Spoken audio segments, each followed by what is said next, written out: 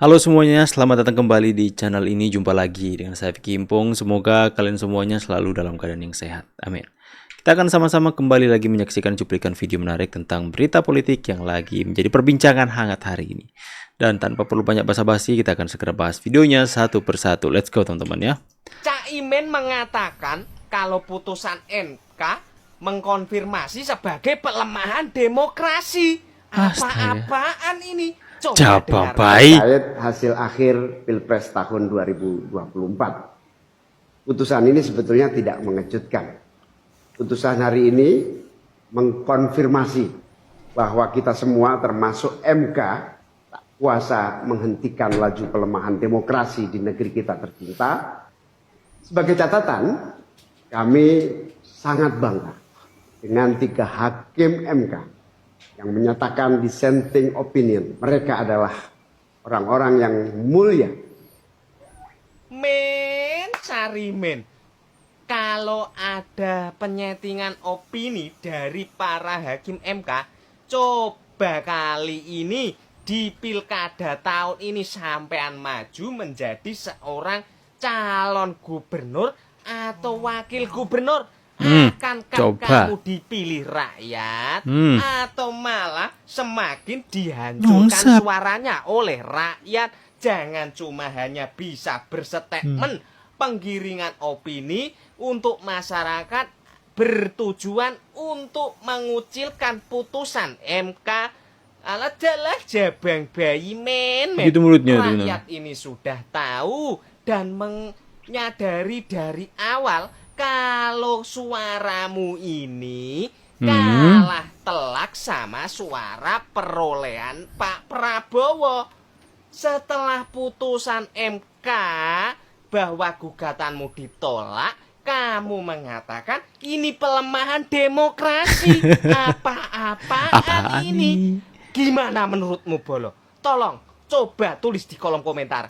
Gimana? Oleh karena itu mungkin ke depan, kalau kemarin kami sudah berusaha mengusung Pak Anies dan bekerja sekuat tenaga untuk memenangkan Pak Anies menjadi capres, saya kira di pilkada ini saatnya lah Pak Anies mendukung kader PKS untuk maju di DKI.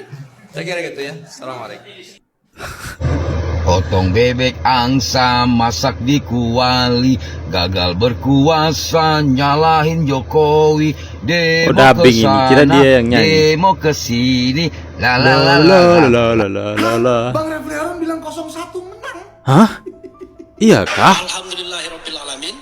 Sebenarnya tim 01 tidak kalah dengan 03. Hah? Justru kami menang. Hah? Semua dalil yang mereka ajukan itu Gangguan mental yang ini, mengatakan Refli. bahwa Mahkamah Konstitusi hanya 02. Mahkamah hitung-hitungan. 02 ya. Mahkamah hitung-hitungan dengan 6 ahlinya. Ternyata mereka ditolak. Termasuk juga eksepsi mereka ditolak. Nah, cuma kita dikalahkan oleh 5 hakim konstitusi yang menganggap yang apa yang kita sampaikan belum cukup. Bang Refli tenang ya, tenang. Saya tahu abang masih agak kaget, masih shock ya terhadap putusan hari ini yang tidak hakim MK tidak mengabulkan permohonan 01 dan 03. Saya tahu lah masih agak-agak goyang abang, agak-agak shock ya. Tenang ya bang ya, masih bisa ya. Halo? Oke ya, bisa ya. Ya, saya kaget banget ya bang ya. Kok abang bilang pula masih tim 01 tidak kalah, justru menang. Aduh, menang gimana maksudnya bang ya? Jelas-jelas hari ini hakim MK telah memutus bahwa menolak permohonan 01 secara seluruhnya, secara keseluruhan ya.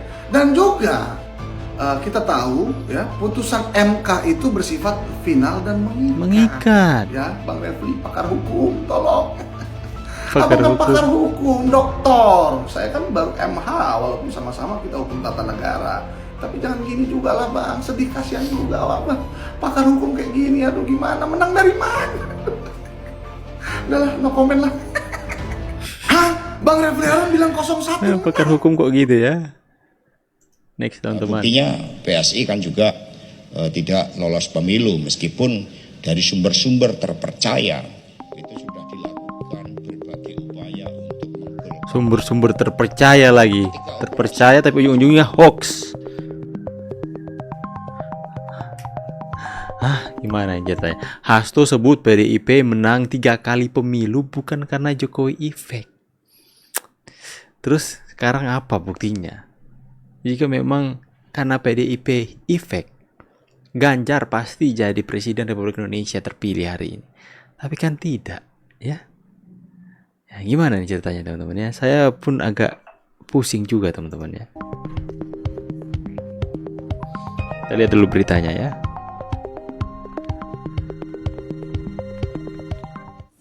Maka meskipun terjadi pergeseran pemilu mengarah kepada aspek-aspek elektoral, personifikasi itu menjadi dominan dan praktek-praktek politik yang liberal menghalalkan segala cara serta mengedepankan kekuasaan yang di belakangnya itu ada kekuatan hukum dan ada kekuatan sumber daya negara.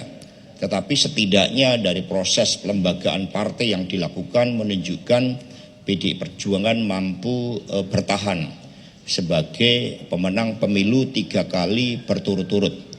Jadi yang ada bukan Jokowi effect tetapi adalah bansos effect.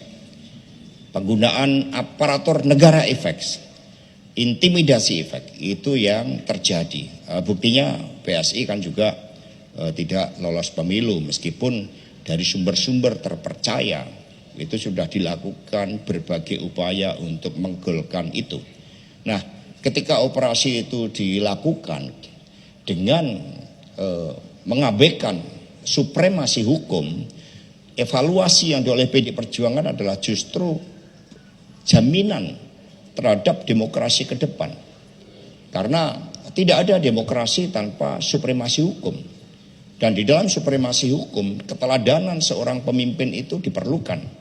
Bagaimana seorang pemimpin nasional itu melakukan berbagai operasi-operasi politik karena ada konflik of interest, karena Bapak Jokowi kemudian memberikan preferensi akibat anaknya Mas Gibran maju ketika beliau masih menjabat sebagai presiden. Sehingga ini juga terjadi bias. Refresh dulu teman-teman ya.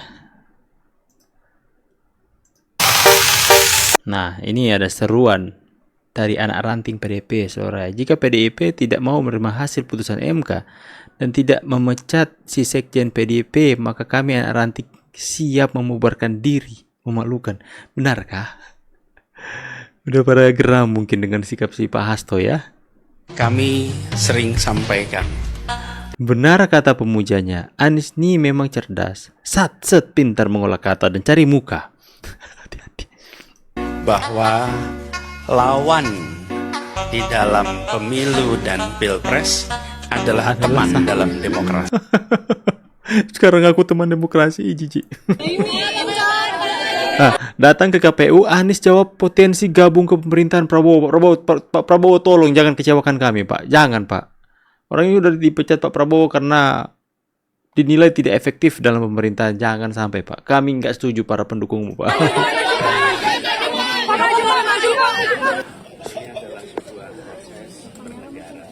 Pelan suaramu, Pak. Kita datang bersama di sini menghormati proses dan ini semua kami kerjakan dengan tanpa melupakan dan ingin mengingatkan pada semua bahwa pada sidang MK kemarin banyak sekali catatan-catatan yang harus menjadi bahan perbaikan. Itu harus tetap diingat. Di sisi lain kita hormati proses penegaraan. Sebabnya kami hadir di sini. Cukup ya.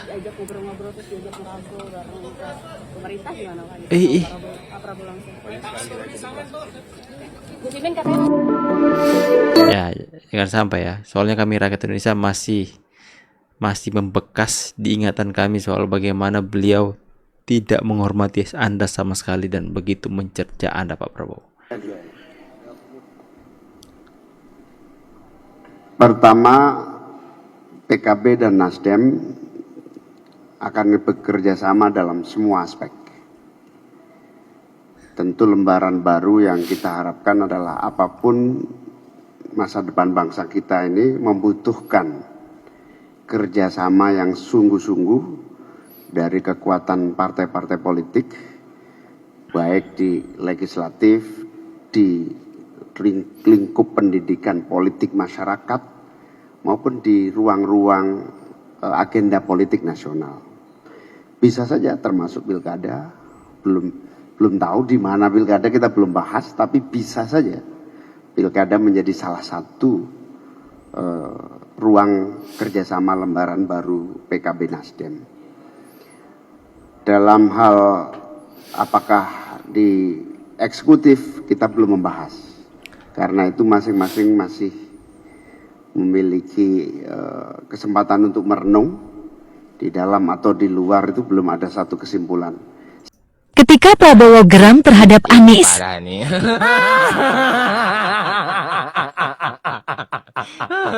Tenang. Ketika Prabowo geram, ujungnya terus begini, kita tahu ini adalah proses hukum yang berbau politik. Pasti ada intervensi kekuasaan.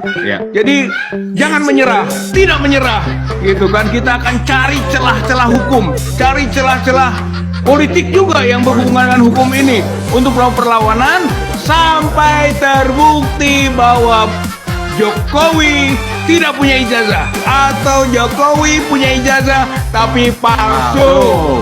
Saya kira ini akan sampai ujungnya. Mau sekarang, besok, lusa masih berkuasa atau Jokowi sudah jatuh, sudah turun, pokoknya akan terbukti bahwa Jokowi tidak punya ijazah atau ijazahnya palsu. Berjuang terus. Artinya prinsipal yang mendasari hanya butuh itu aja. Hanya butuh itu saja sebenarnya, sederhana, gitu kan ya. Mudah-mudahan lah, gitu kan, tidak menyerah kita. Tidak menyerah. Profesor Egy dan kawan-kawan ini luar biasa, tidak akan menyerah hadapi apapun putusan sela. Namanya juga sela di sela-sela. Kita yang butuh adalah putusan akhir yang merupakan bukti. Di sela-sela. Ya pokoknya putusan akhir. Saya ucapkan terima kasih kepada seluruh rakyat Indonesia. Ini pidato Pak Prabowo terbaru kah? Bentar, kita cari yang ini aja. Bentar ya. Ini nggak ada suara ini. Yang telah selesai. Kita semua lelah. Mas Anies, saya pernah di posisi Anda. Saya tahu senyuman Anda berat sekali itu. Kontestasi telah selesai. Pertandingan telah selesai. Kita semua lelah.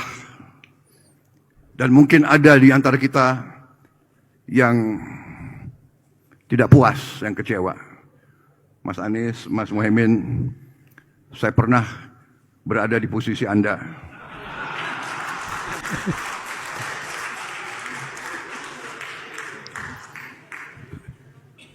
Saya tahu senyuman Anda berat sekali itu.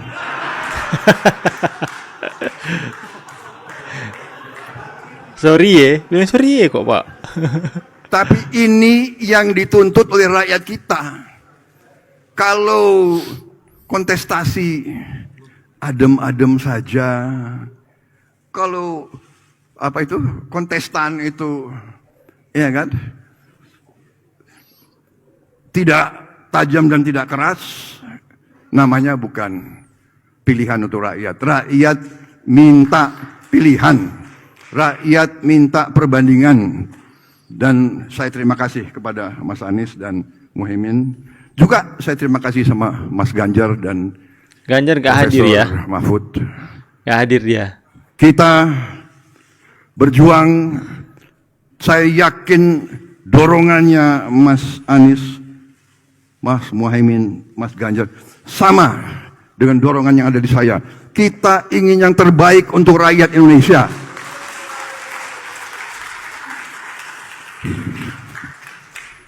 Jadi saya ingin menyampaikan bahwa pertandingan selesai, pertandingan yang sangat penting, kontestasi yang sangat penting, karena ini yang diminta rakyat. Rakyat membutuhkan pilihan. Tetapi setelah ini rakyat menuntut bahwa semua unsur pimpinan harus bekerja sama. Yes, itu baru bilang pemimpin ya. Adem teman-teman ya. Oke lah teman-teman semuanya ya. Jadi demikianlah proses cuplikan video yang sudah kita saksikan. Kontestasi bersama-sama. telah selesai. Oke bentar ya. Jadi memang senyuman Anies berat ya, dan itu pun sudah dilalui oleh Pak Prabowo. Tapi sudahlah, mau sampai kapan juga ya, harus seperti itu. Tapi ya dalam hal ini ya sedikit respect saya buat Anies dan Caimin mau datang ke KPU, dan tidak mau respect kepada Ganjar yang tidak mau datang. Tidak legowo begitu ya, orangnya tidak legowo ya. Ya, tulis pendapat kalian di kolom komentar. Saya pamit dulu, see you in the next video and God bless you. Bye guys.